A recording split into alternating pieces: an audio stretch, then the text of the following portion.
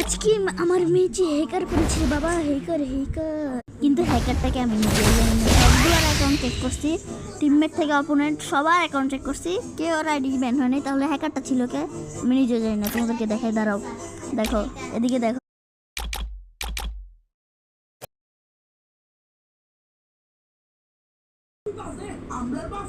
এই যে এখন তোমাদের দেখতেই পাচ্ছ, আমি এটা একটু টেনে দিই, না হলে তোমাদের দেখতে অসুবিধা হতে পারে।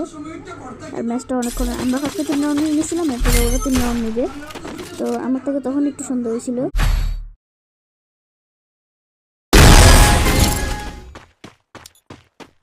তারপরে আমি এখন নেট করতে যাব, আমি ওকে দেখছি নেট করতে যাবো, সাথে সাথে চিটার দিতে। তো বুঝলাম না চিটারটাকে। সবার অ্যাকাউন্ট চেক করছি, নিজের অ্যাকাউন্ট তো চেক করিনি, কারণ অ্যাকাউন্ট ব্যান হলে তো আমি জানতামই না।